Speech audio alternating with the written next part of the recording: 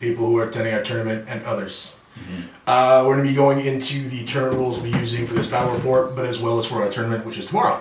So, without further ado, take it away, Clarence. Alright, so we have barricades right here. There's the sandbags and these ruin-looking ones. They're all the same, though. They're just barricades, and that means 5-up cover when you're shooting across it.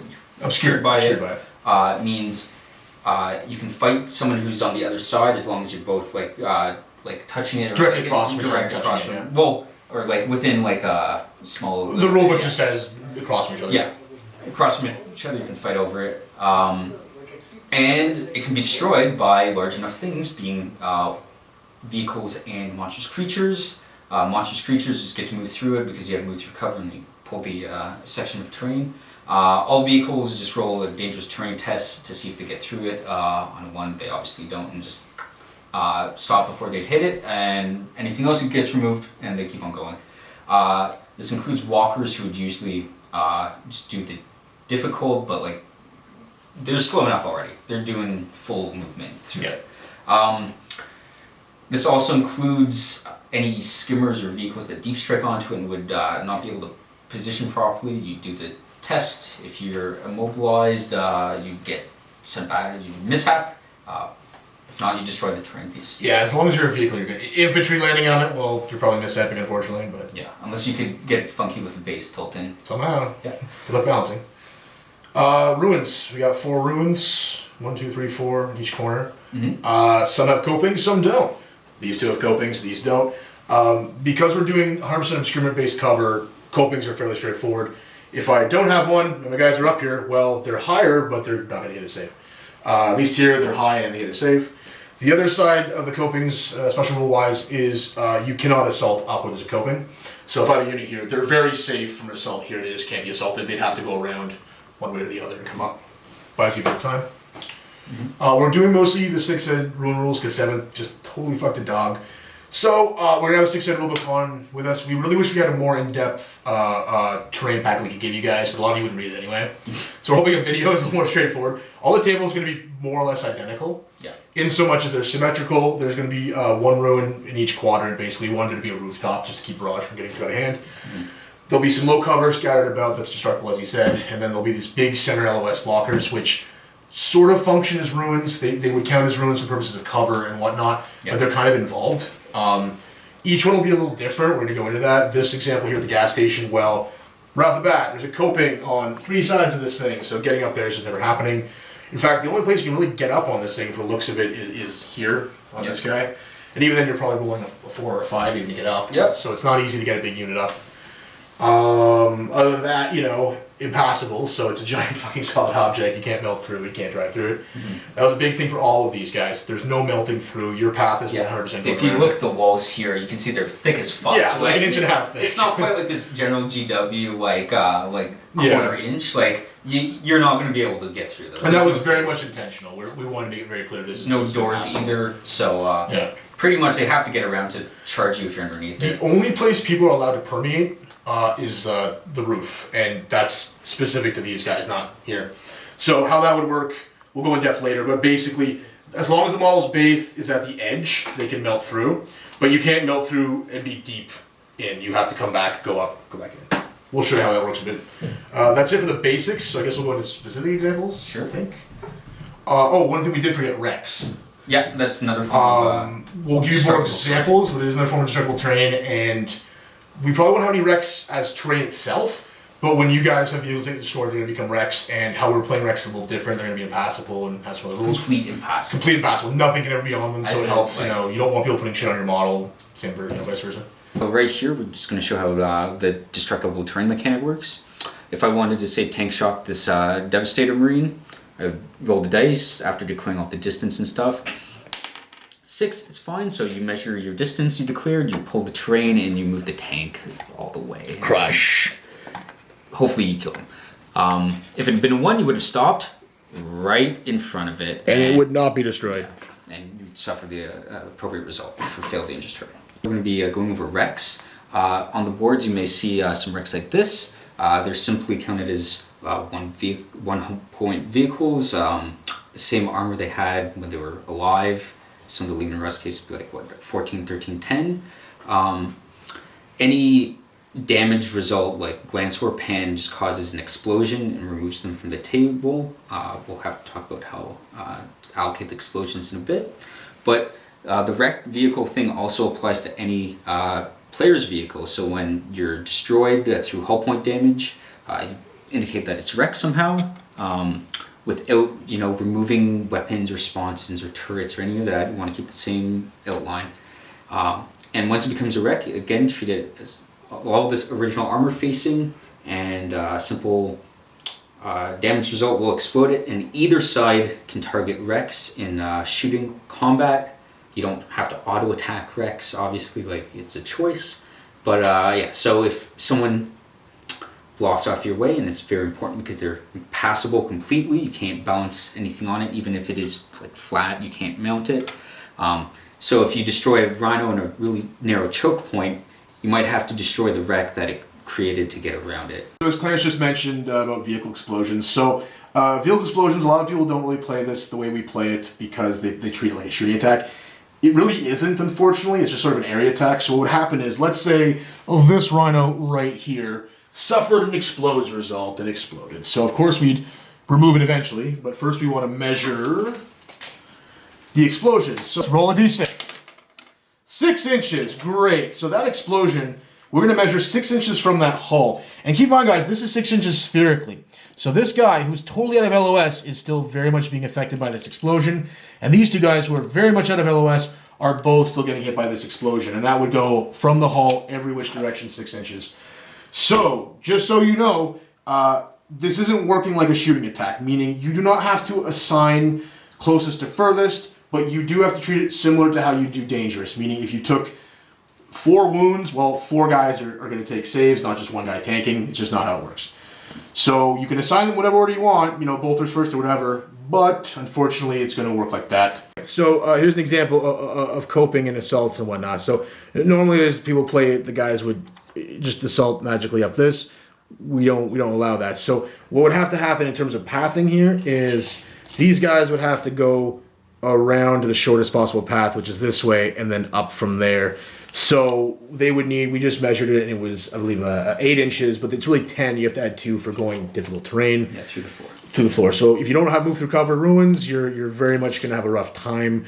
But what this is doing is it's buying these guys time. They're in a better defensive position. And now we'll show you the opposite of that. Just to show assaulting ruins without any coping. As you can see, distance is way closer. You just go up and then put them in base contact. And that cuts off about 3 inches or so from having to go all the way around. So really not much is any protection with no coping ruins. Alright, so in this example, as you can see, there's no room on the upper floor to move up and assault. Fear not, though, we still allow assaults provided the attackers roll high enough. So in this case, our 3 guys would need, from the looks of it, 5 inches about. So let's just take a peek. Oh, this guy, it's only 4 inches. So as long as he rolls 6, yeah, because minus 2 for being difficult terrain, he can be considered up there even if he can't get up there. So what would happen is, we're I guess pretending he's really here, but really they're just fighting through the floors there. So if you want to know who's in base with who, look who's directly above who. Yeah. Pretty simple, and there's some similarities with the barricades, and we'll go to those next. This is assaulting across barricades, so very simple. You just roll the distance to get to the edge of the barricade. Subtracting 2. Yep, for difficult terrain, and then do closest to furthest as if they were directly in base contact, like so. However, for walkers, it's a whole different beast. For walkers, you just roll the full distance to get into base contact. You do a dangerous terrain test. If you fail, you get immobilized right there. If you pass, well, you pull that nice piece of terrain out of the way and go to the closest guy and get in base contact. There you go. Okay, ruins. Again, we're using the 6 ed rules, and there was rules in 6 ed for ruins. So there are some vehicle types that cannot go up on a ruin. Let's start right here with number 1 here, bikes. Bikes, unfortunately, are bikes, and they can't fucking climb. So if you are a bike and you want to assault up someone there, you can't. You will never be up there. You also can't deploy up there because that's stupid. Next up, artillery. Artillery can never be on ruins, period. This is by our design. We really want them to utilize low cover. We don't want them to be pulling any crazy shit. So, unfortunately, deploying it like this, not going to happen. You can't do it. Sorry, guys. And lastly, vehicles that are ground vehicles. This one I'm almost ashamed I have to explain, but because of 7th I do. You can't move here. Sorry. Or be deployed. Or be deployed there. You're never going to be up there. You'll never be tank shocking up a ruin. And if you try, I will publicly shame you. And the vehicles that can be up there are walkers, if you have enough space to place it, and skimmers with the same caveat. Yes, and in the case of skimmers and jet bikes, they'll be taking dangerouses coming and going. We're going to be talking about targeting people with barrage weapons using ruins. So you can't target anything that you can't see through the roofs with barrage. So in this case, you can see a bit of the guy's base, so you can put the target appropriately. So I'll move the ruin. Target appropriately on the edge of the guy's base. However, if he was fully underneath it, you couldn't target him at all. For the ALOS launcher, because of how its rules are written, you can always target them, but if they're under the roof section, they'll be getting a cover signal. Yes.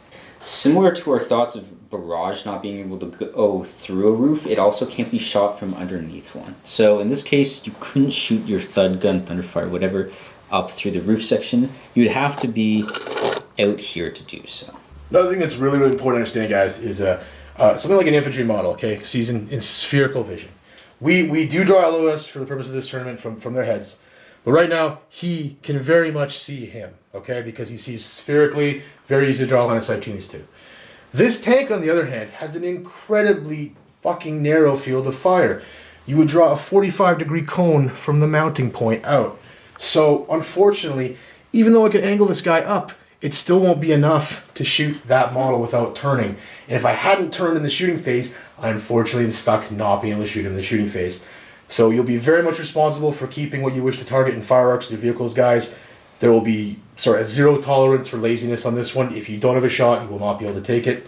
And now we'll go on to how flyers and other things work with line of sight. Another thing, guys, that we're seeing a lot of is people not realizing how incredibly restrictive flyers can be in their arcs. What you're supposed to be doing is you're supposed to go along the axis of the gun from its mounting point, and you draw 22.5 degrees up, 22.5 degrees down, for a total of 45-degree cone. So what that looks like, guys, is basically this. You'd be moving that middle one along the axis of the gun. As you can see, you've got a pretty limited field of fire. In the example right here, one of those two Marines is actually too close to even target or harm. He would be out of the wound pool. This Marine is right where this arc starts in terms of seeing the ground. So if you're using flyers, guys, you may think things that are close are within your arc. They're likely not. And that's tactics. If I'm pushing towards your flyer, I'm doing it for two reasons. One, you're going to fly over me, and two, you'll be too close to shoot me. And if you can't turn into hover mode, well, then you're truly screwed. So keep in mind, 22.5 up, 22.5 down, very limited fire arcs, guys.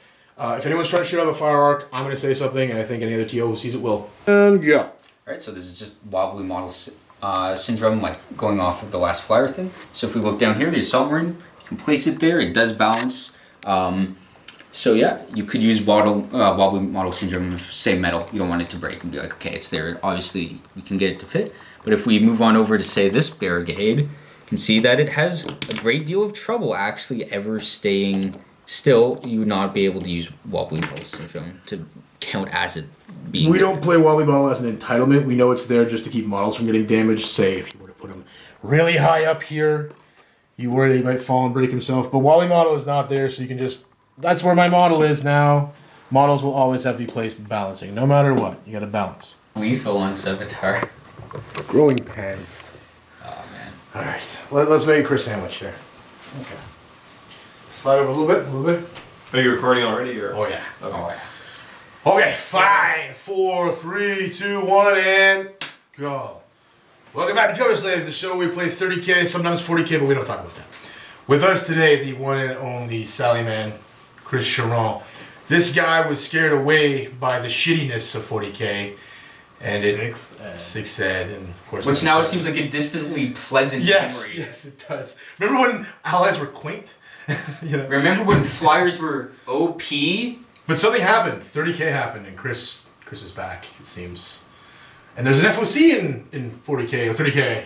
And there's rules in 30K and stuff, so that's good. I'm digging it. So we're doing a practice sesh because our tournament's tomorrow. And I'm playing Chris. I'm playing with my Sons of the Sigilite Iron Warriors. And you are playing, sir? My Salamanders, obviously. God. Salamanders. Sallieman. Gas station, like. Salaman's gas station. What else could you This whole training piece was in honor of this person here. Cleary's also going to be playing the tournament tomorrow. He'll also be TOing it with me. It's so small we have to TO and play, which doesn't always look great, but...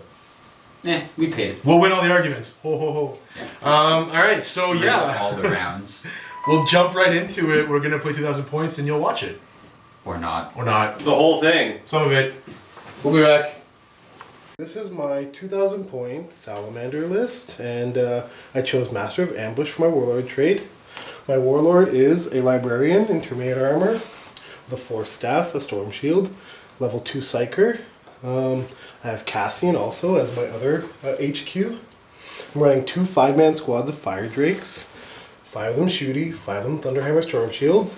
Then I'm also running 2 10-man tack squads in Rhinos with a Commie Melta on the Sergeant and Artificer Armor.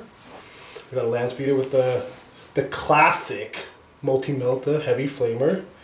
And then I'm running a 5-man heavy support squad with 4 last cannons, a plasma pistol, and a power axe, Artificer Armor, and hardened armor on all of them.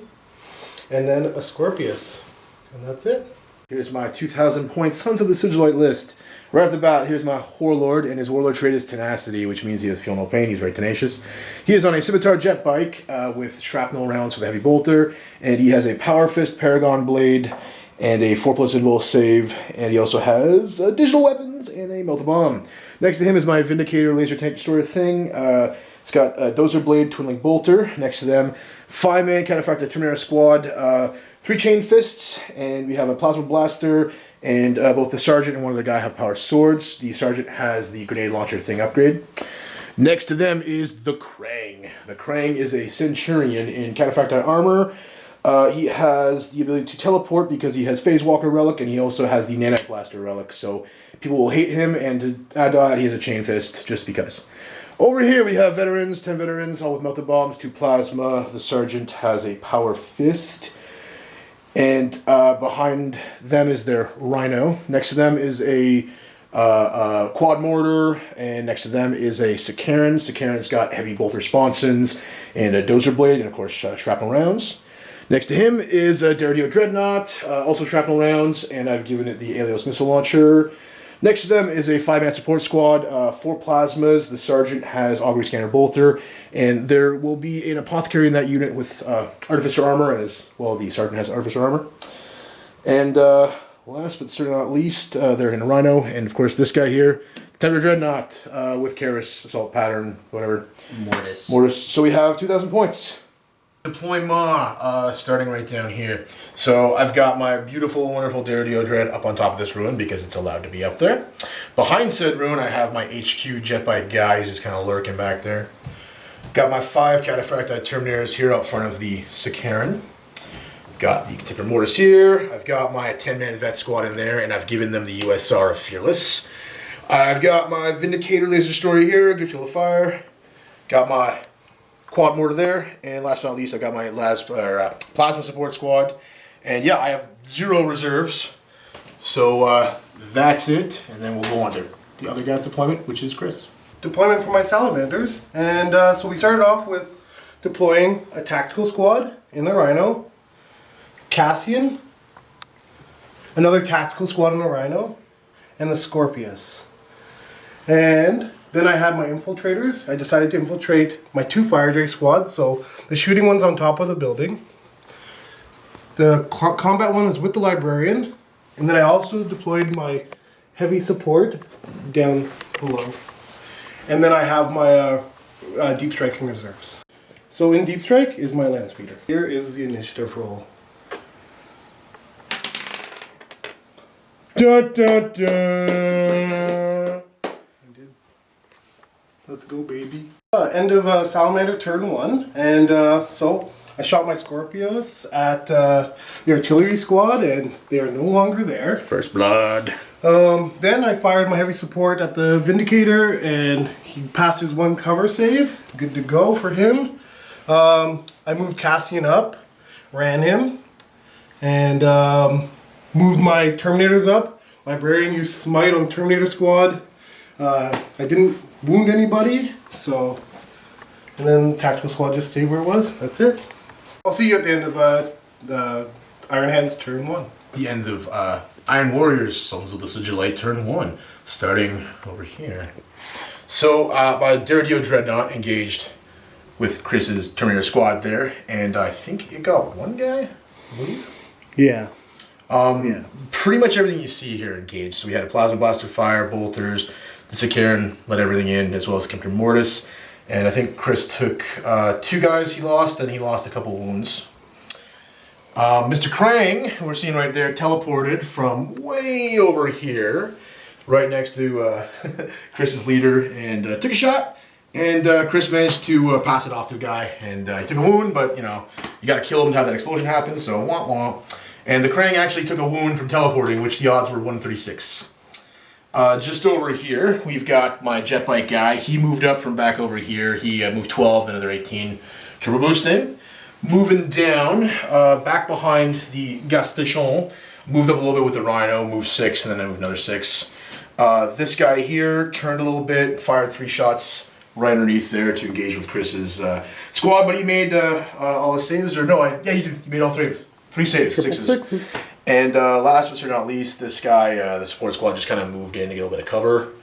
But yeah, that's what happened. No first blood, no nothing, because Chris already got that. So we'll see you at the end of Salamander's turn 2. The end of the Salamanders turn 2, and we'll start over here with Scorpius shooting the Vindicator. It got 4 shots, 4 hits, and got 2 hull points off it, and it's shaken. Or stunned, actually, right? Yeah. Stunned. Land Speeder deep struck off the Nuncio Vox and took a multi-melta shot. Missed, obviously. Last cannons fired at the Rhino, and it immobilized it and took 2 hull points. The 5 Terminators shot at his Warlord and didn't do anything. Wounded, he saved. Terminators came forward with the Librarian. Librarian cast a bunch of powers. He canceled them, and that they failed their charge. The Dreadnought assaulted his the Krang, and smashed him. And the Rhino smoked. That is it, and on to we'll see you at the end of Iron Warriors turn 2. That's the end of turn 2, I think. Yeah. So let's get right into it. The Duradio targeted the unit that was here and did some stuff. Eventually, it came down to just Chris's Warlord. Charged in with my leader, fought combat in a challenge. She killed him, so that's that. Guys consolidated back towards here. Moving down, these guys also helped to shoot everything they could to help contribute to killing the enemies. Down behind here, these guys got out of their transport, as you can see. This is funny. So my super laser destroyer tank fired and destroyed, sorry, it didn't. It actually destroyed itself in attempting to destroy that. And had 1 hull point left, failed by 2+, and he blew up. And then this unit here shot some plasma and eventually took out the speeder. So it's a wreck. So far so good. I keep missing with my Duradio, targeting that 1 Rhino there. But I think I caused the hull point this time, so that's cool. And I think that's pretty much everything, so we'll see you at the end of Salamander's turn 3. It's the end of Salamander's turn 3, and we'll start right here. The Scorpius shot at this tactical squad with my commander with the Nuncio Vox seeing them. I managed to kill 2, and I hit some Terminators, didn't cause any wounds there, so whatever. Then we'll bring it back around over to the last cannons. Last cannons fired on the Rhino, got 2 hull points, shaken, immobilized, weapon destroyed. And the unit inside snap firing. And they're snap firing in there. And then Cassian came up, heavy flamed his Warlord, didn't do anything, charged, smashed him down, consolidated back, and that's it. And we'll see you at the end of Iron Warriors turn 3. At the end of Iron Warriors, aka so this is like turn 3, starting over here. My Duradio split fire between the leader dreadnought guy there, and the Rhino, and did fuck all. This guy targeted as well him and didn't really do anything because he couldn't. Rending, and he can ignore rend. I charged with my Termies. There was 5. I lost 2 of them in the combat. Did literally nothing. Ran, but he didn't chase me down. So he went to 6. I went a couple inches back. Over here, hard to see, but my guys, trying to get up. Didn't roll very high. Not high enough to get up, unfortunately. So there they are. They tried to run, also failed on that. You can't quite see it, but down under here, my homies got out of the Rhino, and now they're just lurking near the objective. And other than my Sakaran moving 24, that's pretty much it. So I guess we'll see you at the end of Salamander's turn quattros. End of Salamander's turn 4, and it was quite eventful. So we'll start over here with my Scorpius. It took a couple shots at the veteran squad, and the sergeant saved everything from them. My Terminator squad heavy flamed the veterans and killed 3. Then we'll come over here. My Rhino moved up and popped smoke. Try to secure the objective. The last cannon heavy support squad shot at the Sicarian, it's called, right? Yeah. And it got explode result. 3 inches. Didn't touch anything else. This squad, they had come out to shoot the Combi Melta, but they didn't have to, so they ran instead to get into cover. And then Cassian killed the final Terminators and consolidated to the objective. And we'll see you at the end of Iron Warriors turn 4. 4 for the Iron Warriors, aka Sons of the Sigilites. Not terrible. Start over here. So I managed to get a side shot with this Contemptor Mortis, but unfortunately didn't do anything. I got a bunch of hits. I got like 9 or 10, and yeah. Dirtio turned over this way and engaged with the tactical squad was there, fired everything into them, and I got 4 or 5, Chris? There you got 5. 5, not bad, but they didn't run, so c'est la vie. Moving down, my Rhino actually managed to repair itself. I think it's literally the first time I've ever done that, so that's cool. They'll be able to move in my turn. Charged up here,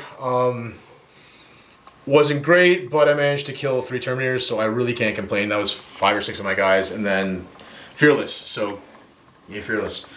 Over here, my dudes are still underneath. They're just chilling near the objective. So, yeah, not a tremendous amount of shit happening. We'll see you at the end of Sallieman's turn 5. My last turn ended turn 5 for Salamanders. And we'll start over here with the Scorpius as we have done every other turn. It shot at the Rhino, it hit twice, and it rolled 2 2s. So, these guys got out of the Rhino. I moved the heavy squad up to take a plasma shot, pistol shot, and didn't do anything. This combat was resolved, and my fire drakes managed to finish off the vet squad.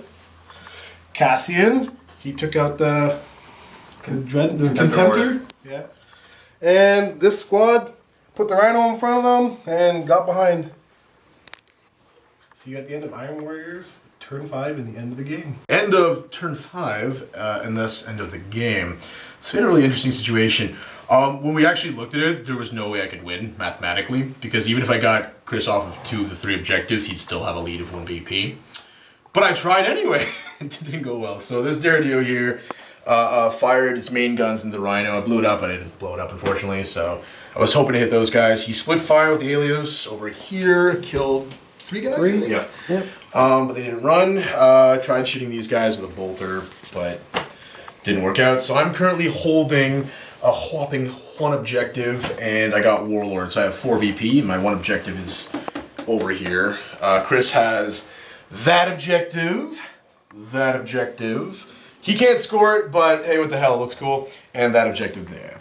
So that's a total of 9 VPs from objectives. He also has First Blood, he also has Warlord, and he also killed all of my vets and Terminators, which gives him another bonus VP, so that's 12 to my 4. A major victory for Sallieman and a triumphant return. We'll see you in post-game show. In post-game show, you totally just watched us play 2,000 points and didn't fast forward, so thank you. We'll get right off the start. So Chris, give me your MVP. I think I know who it is. Well, I think there's only, like the Scorpius did just fine. Yeah. It was okay, but I mean, Cassian didn't take any damage, walked across the whole board, smacked squad after squad. after squad, and Bitch slap. even held an objective for no reason at the ending. It felt good. So I mean, yeah, love it. What about you? MVP. I'm happy with my leader did. I'll give him that. Give him my MVP. Because when he didn't live long, but when he was alive, he was magnificent. So At the end of the day, this guy did a lot though. Still, he hit a lot, but he's holding up his end. It's just a lot of that just didn't go well on the save side of things or whatnot. What's your epic fail?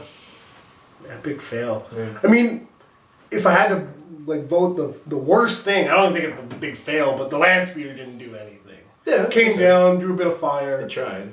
I didn't bother jinking because I was like, well, whatever. He's probably gonna die anyway with 4+ saves. So Yeah. I'd rather just get good shots if I get lucky. And It was worth trying though. that was, I guess, the fail, if anything. Yeah, see that. Me, what? It killed itself.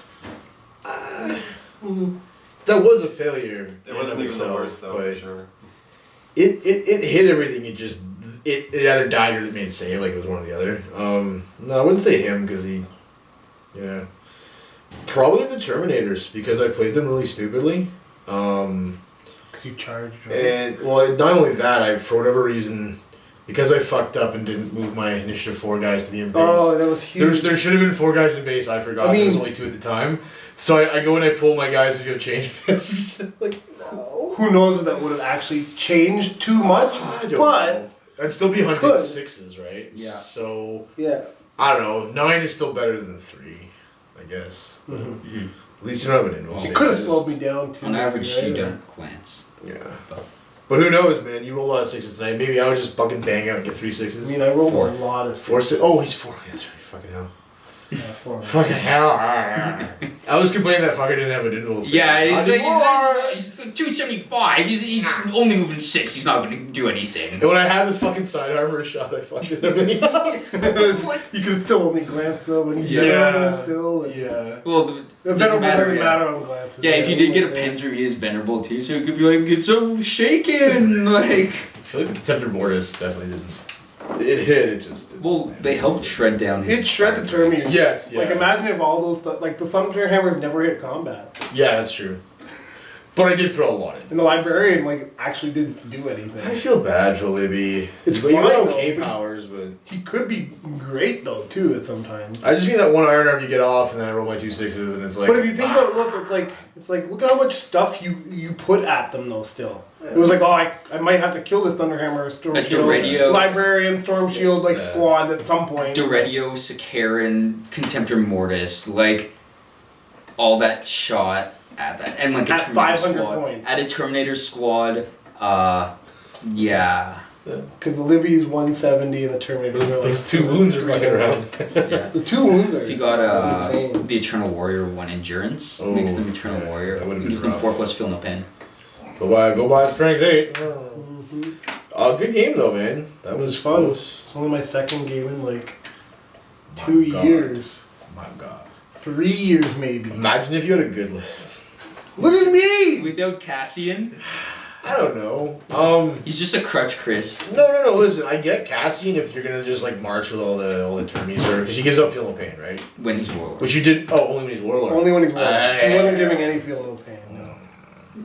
Give the Nuncio Vox spotting though. Actually, this is what I'll say. If I was gonna redo your list, I'd take out the Libby just so he can be. No, because then he's doing double for you. He's really helping that unit out, which already has a 3+ save, and then the fucking feel no pain and all that. But also, the no warlord thing is huge. Like it really is. I think Because you don't get my it's- warlord points either. Yeah, and I'll still want him dead for other reasons, but like I won't gain from that. And I so you could can be just- balls out with him, you know. And I could just add like 2 more land speeders to it. Probably yeah.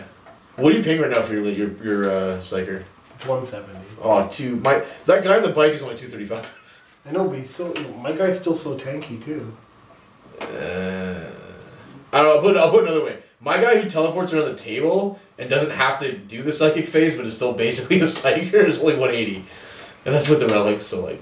But buffing Fire Drakes is really good. I get that, but it's what it does to the leader. The fact that he can't be the leader anymore. Like that's what I'm saying. I mean, if that didn't happen, if he could still be your leader and you just have him, sure, that's fine. It just sucks that like it's get pulled off. I mean, he's what 2 moves? Yeah. He's a librarian. I wish there was like a higher Praetor class librarian, but there's not. So sadly, I don't know. Other than that, I think it's fine. I think the last games worked out great, man. Such a big difference having that long range support because like you put it where you needed to. Very smart. And they passed all their saves when you shot them. That was just dumb.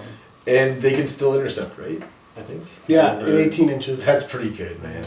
No, I didn't take that. Oh, I thought you had the auger scanner. I don't have the augers. Wait, you took the Nuncio Vox instead? The Nuncio Vox is free. It's free. I guess Oh, I don't okay, have right. a So there's still be choice. another 20 for last game. Because I don't have a 5th last can. So Right. Okay. I had to take a sergeant, so I took one with a plasma pistol. Mm-hmm. And he has a power axe, so I had to give him a power axe. Okay, but that's mostly because of models, right? That's not- what I have. Okay. Like, I don't have. So some of the list is just the model situation. That's Once right. you have that sort of Like, thing. if I had more painted land speeders, you know what? Maybe putting the librarian wouldn't be a thing, but I don't. Yeah. So I don't have as many choices. So You don't have just like a bolter guy for sergeant? I mean, obviously not tomorrow. Tomorrow's too late for the next turn. I mean, I do, but I mean, I think that plasma pistol could still come in handy. I don't mind spending the 15 points on it. I don't when know. you can get a plasma gun for 15, though. And I just, When you get a last cannon for 20, right? but I can't give him a plasma gun. No, but you can't give him a last cannon, I think, right? Or is that one of the guys? He can. No, the sergeant takes the Okay. last cannon. He just doesn't have a last cannon on. No, I get that, but I'm just saying, like assuming modeling isn't an issue, obviously 15 points for a last cannon, or 20 points for a last cannon, 15 for a plasma, you're going to take the last Pistol. cannon. Plus pistol, sorry. Yeah. Because like 12 inches versus Yeah. 48. But well, yes and no, because that Nuncio Vox still came in handy. I guess. Like, Hmm. it helps me not scatter on that stupid Scorpius. And it let my Yeah, land speeder come in. sure, I He just- didn't hit, but I mean, But a few of the Nuncio Voxes was also Draco or whatever the leader guy. It wasn't them. So right, but the land speeder did come Yeah. in. And then the Yeah. fact that I can split up, like this is where I'm thinking, the fact I can split up the devs, so like if somebody's coming after my devastators, You I can can bring drop it, something down to counter that. I guess. There was like multiple. But I thoughts still don't on see the argument for the plasma pistol. Like from a model standpoint, if you No, have to I do could- it. But I mean, like you can do the Nuncio. I could put a bolt pistol in a fucking. I would just put that at 15 points around. Power sword. Because that's like a Artis or Armor and something else for somebody. That's like Artis or Armor, Army Scanner for Apothecary or, you know. Cool shit. But man, that was a good fucking game. That was close. Thoughts, Clarence? I think you screwed up with your Praetor and how you used I it. agree. I agree completely. I don't think I you should have just kept with yeah, the original yeah, plan. you should have just gone and I killed just his attempt- backline instead. Yeah, I agree. I'm too impatient. Because he was a bit like was like fodder for the Dreadnought. Yeah. Um, And that was smart charge. I think we I was so hoping you were going to charge the turtles. yeah, so that was my bad. I shouldn't have said anything on that. That's cool. but man. Shit happens. The debate would have been there either way in my Yeah. head. Yeah. So don't think that. but like, you know, you can never be sure. Like if the opponent like would have gotten into it like too late or decided I on it guess. without outside help. It being a practice game, I don't care that yeah. much.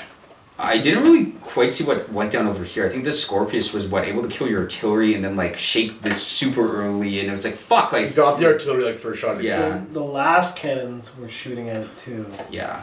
So that was rough, but Through good cover, but- position. Yeah.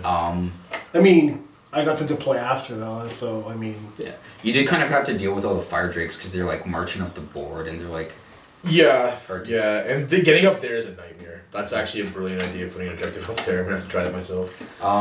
Although I don't have infiltrate. yeah. With infiltrate, Or like, ideally, like this would have been shooting at the fire drakes. Yeah, because that would have been really But scary. his for him. infiltrate was and then initiative steal was able to kind of circumvent that. I mean, Yeah. the initiative steal. I know like it's big, but I don't know if it actually played like too much of an effect. I in that actually game. wouldn't have tried to steal The artillery. I was yes, surprised you tried to steal the initiative. because you didn't get to shoot your artillery because the Scorpius got your artillery. Yeah. first. So I mean, I was surprised only because other than the whirlwind, you didn't have a lot of shots. so about shooting yeah. sometimes though. Also, No, but it's just if I get last turn, that's huge for me. yeah, because of the jet bike and because of the teleporty guy. Yeah, like if I hadn't blown my load with those two But- guys, I but could have just then- like nailed. Oh, then yeah. I could like flip it the other way and be like, what am I gonna do on the last turn?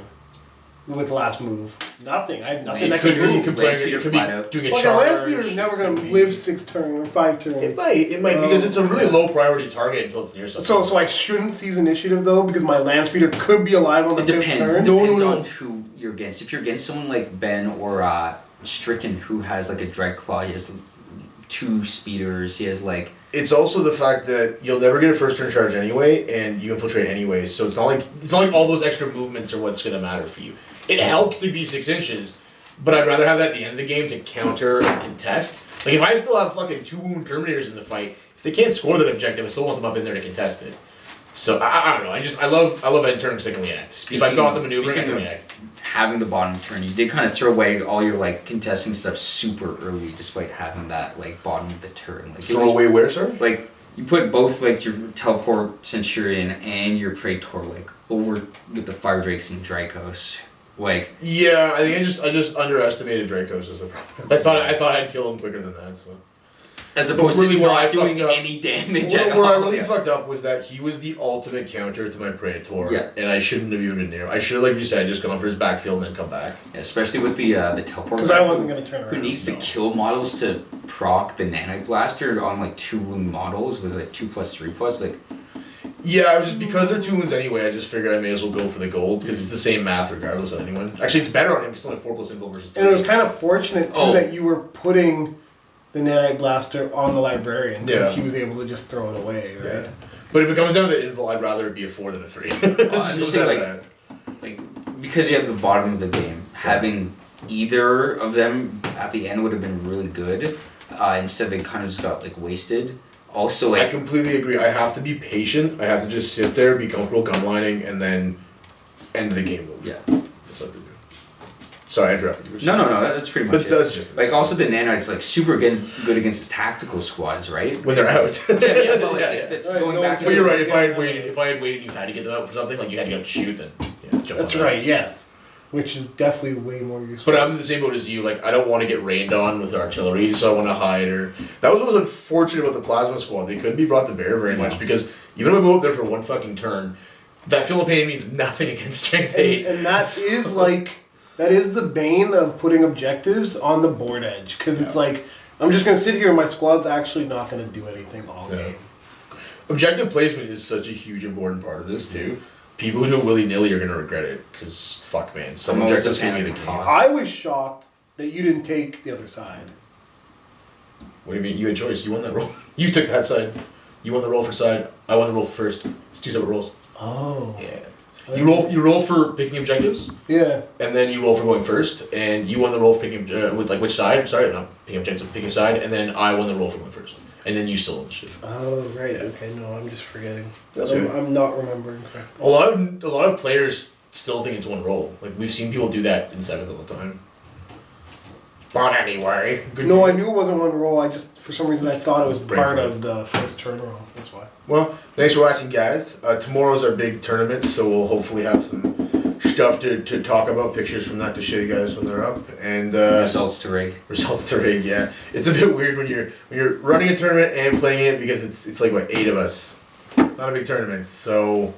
But nice prize pool. Nice prize pool, $200 worth of stuff. So we got what $100 I think for general, 75 for painting, and 25 for sportsman. Yeah. Cool. Sportsmanship's very important. Mm-hmm. And the best part is everyone wins a medal because everyone's a winner. Yeah. All right. Well, thanks for joining us, guys. Do you guys have any further things to? Oh, no. Claire's decided on a name for his painting service, didn't he? I did. What's it called, Claire? It's called Mohawk Painting Incorporated. Oh, it's not Industries anymore. Industry, sorry. There we go. Oh, okay. I was going to say you're incorporating? Yeah. Trademark is well registered. Sorry. Is it going to be Industries or Industry, like Animal Industry? Industries. There's multiple industries. Yes, there's many of them. Yeah. Sweet. So you'll have stuff up for that soon. Yeah. Well, thank you for watching, everyone. Bye. Well, good night.